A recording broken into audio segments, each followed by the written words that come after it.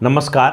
आपका अखबार के YouTube चैनल पर आपका स्वागत है। मैं हूं प्रदीप सिंह। भारतीय विपक्षी दल और उसके नेता इस समय इंसेन या विक्षिप्त अवस्था में हैं। उनको समझ में नहीं आ रहा है कि प्रधानमंत्री पर, उनकी सरकार पर, उनकी पार्टी पर किस तरह से, किस हथियार से, किस तरीके से, किन शब्दों में हमला किया जाए।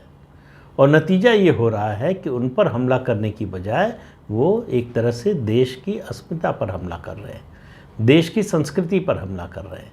आज का मुद्दा जो है वो प्रधानमंत्री ने नए संसद भवन की छत पर राष्ट्रीय स्तंभ, अशोक स्तंभ की जो पूजा पाठ की देश को समर्पित किया, उसको लेकर उसकी आलोचना आप देखिए कैसी कैसी हो रही है।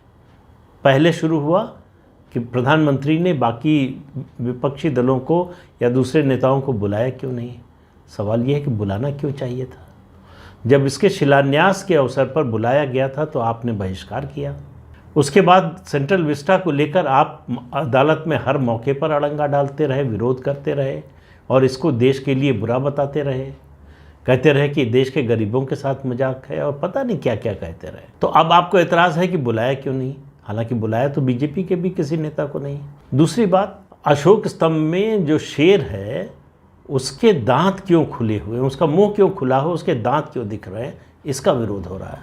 अरे शेर के दांत हैं तो दिखेंगे ही। इस देश का नाम भारत पड़ा है, जिन भरत के नाम पर उनके बारे में कहा जाता है कि बचपन में शेरों का मुंह खोलकर उनके दांत गिना करते थे। उस भारत में अशोक स्तंभ पर जो शेर बना है उसके दांत न दिखें, उसका मुंह न खुला हो, ऐसा कैसे हो सकता है।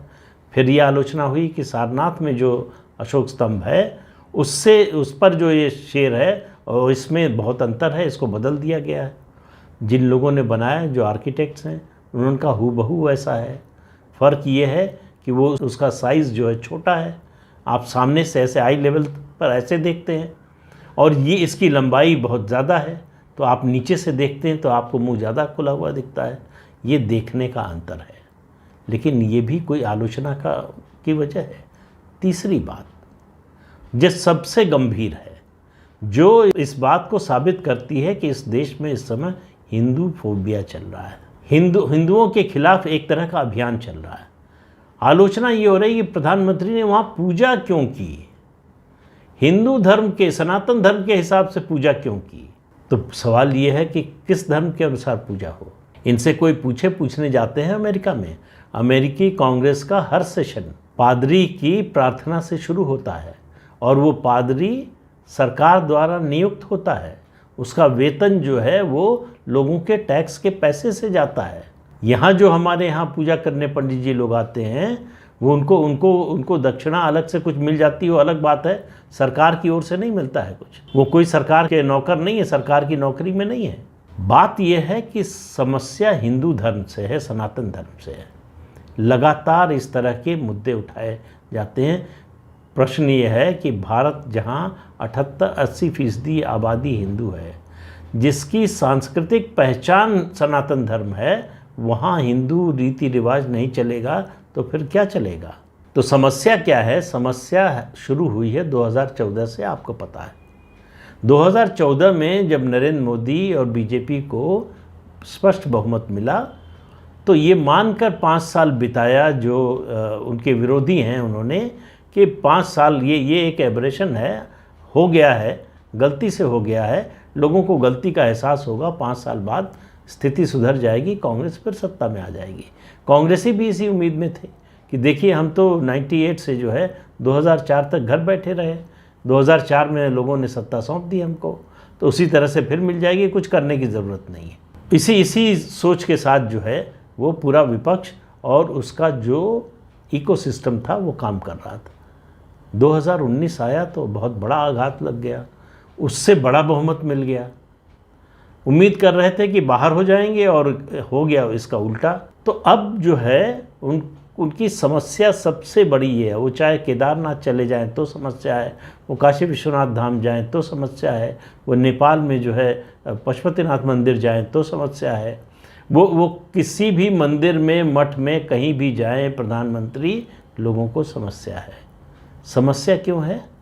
समस्या ये है कि वो इस बात को स्वीकार नहीं कर पा रहे हैं कि आखिर नरेंद्र मोदी अपने हिंदू होने पर शर्मिंदा क्यों नहीं है, क्यों हिंदू होने का गर्व दिखाते हैं, क्यों हिंदू है इसका सार्वजनिक इजहार करते हैं, क्यों नहीं छुपकर मंदिर जाते अगर मंदिर जाना ही है उनको, क्यों नहीं सिर्फ चुनाव के मौके पर तिलक लगवाते और मंदिर जाते, ये 12 महीना हर समय क्यों हिंदुत्व का प्रदर्शन करते हैं? क्योंकि उनकी आस्था है, क्योंकि उनकी निष्ठा है, विश्वास है उस सनातन धर्म में जो इस देश की सांस्कृतिक पहचान है। सनातन धर्म के बिना इस देश की पहचान भी नहीं बचेगी। और इस बात को नरेंद्र मोदी आकर नहीं बता रहे हैं, ये बात सदियों से कही जा रही है। और पुरानी बात को छोड़ भी दें, आज़ादी के बाद भारत का संविधान बना, भारत के संविधान की जो मूल प्रति है उसमें जहाँ लोगों के मौलिक कर्तव्य की बात हो रही है, तीसरे चैप्टर में उसके ऊपर जो कलाकृति है उसमें दिखाया गया है भगवान राम माता सीता और लक्ष्मण के साथ लौट रहे हैं अयोध्या विजय के बाद। तो क्या हमारे संविधान निर्माता जिन्होंने सर्वसम्मति से वो संविधान पास किया, जो संविधान की मूल प्रति बनी, जिसको सबने स्वीकार किया, वो लोग सांप्रदायिक थे, वो धर्मनिरपेक्ष नहीं थे उनकी नज़र में।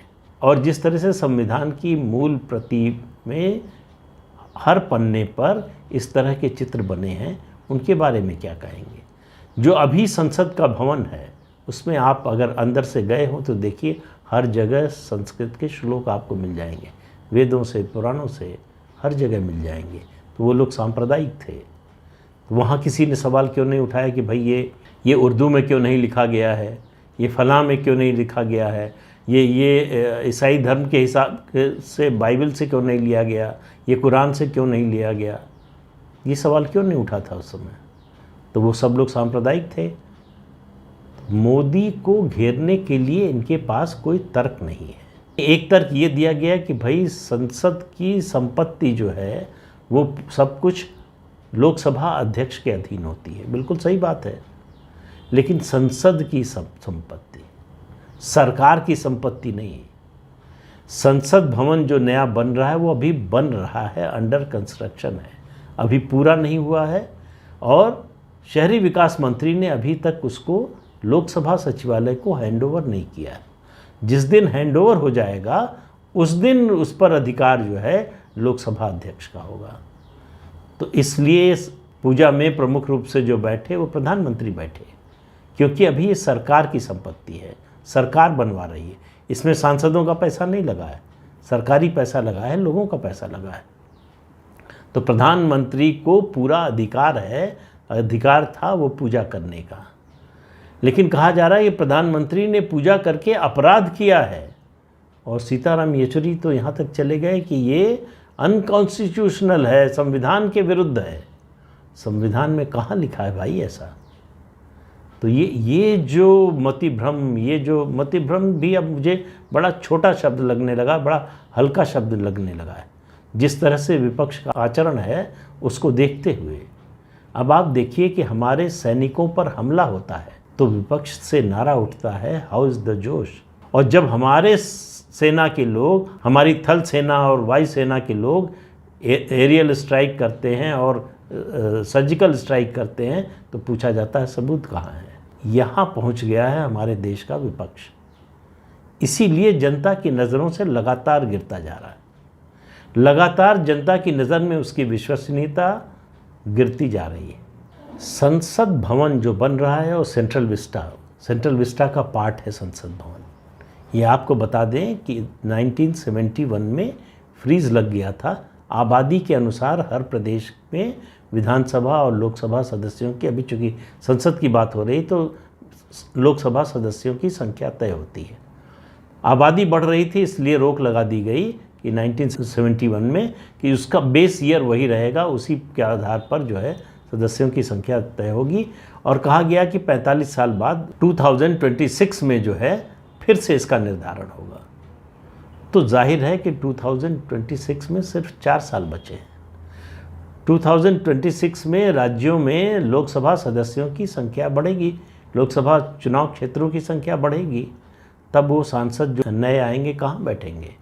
अभी जो संसद भवन है उसके बारे में मैंने पहले बताया था कि उसकी स्थिति ऐसी है कि विशेषज्ञों का कहना है कि वो मरम्मत कराने लायक भी नहीं रह गया, और उसमें पहले से ही जो अभी सांसद जितने बैठते हैं 545, उन्हीं के लिए ठीक से जगह नहीं है। तो जो नए आएंगे, संख्या बढ़ेगी, वो कहाँ बैठेंगे, इसके बारे में कोई तो सोचेगा। या 2026 में बनवाना शुरू करेंगे, तब तक टेंट में चलेगी संसद। मतलब दिमागी दिवालियेपन की स्थिति हो गई है। जो भी अच्छा बन रहा है उसका विरोध करो। ऐतिहासिक काम हो रहा है सेंट्रल विस्टा जो बन रहा है। अभी आप नई दिल्ली में घूमिए तो जो कुछ आपको मिलेगा सब अंग्रेज़ों का बनवाया हुआ मिलेगा, या जो 47 के बाद बना है वो जर्जर हालत में मिलेगा। ये बिल्डिंग कब गिर जाएगी, कितने दिन चल पाएगी, किसी को नहीं मालूम। उसकी जगह पे नया निर्माण हो रहा है और जो खर्च हो रहा है उससे ज़्यादा की बचत हो रही है, फिर भी एतराज़ है। तो मोदी कुछ भी करें, संसद का नया भवन बनवाएं, सेंट्रल विस्टा बनवाएं तो एतराज़ है, सर्जिकल स्ट्राइक करें तो एतराज़ है, एरियल स्ट्राइक करें तो एतराज़ है, वैक्सीन बनवाएं तो एतराज़ है कि वैक्सीन जो है ये मारने के लिए लोगों को बनी है, ये तो बड़ी ख़तरनाक है। फिर वैक्सीन बन गई, वो ठीक भी निकल गई, तो अब कहा कि भाई इतने लोगों को, 140 करोड़ लोगों को कैसे लगवा देंगे वैक्सीन, लगवा ही नहीं सकते, वो भी लगवा दी। हर कदम पर विरोध करना है सरकार का, हर अच्छे काम का विरोध करना है। मैं ये कभी दावा नहीं करता कि इस सरकार के राज में 8 साल में कुछ गलत नहीं हुआ, या जो कुछ हुआ सब कुछ सही हुआ। ये कोई सरकार इस तरह का दावा नहीं कर सकती है। लेकिन जो अच्छा हो रहा है उसको खराब कैसे कह दें, जो लोगों की भलाई के लिए हो रहा है उसको अच्छा कैसे कह दें। इतने एक्सप्रेसवे बन रहे हैं, एयरपोर्ट बन रहे हैं, अस्पताल बन रहे हैं, एम्स बन रहा है, तो उसको बुरा कैसे कहा जा सकता है। इनमें से ये जो काम हो रहे हैं, जो पिछले 8 साल में हुए हैं, वो पिछले 50-60 साल में उतने काम नहीं हुए, तो उसकी प्रशंसा तो होगी ही।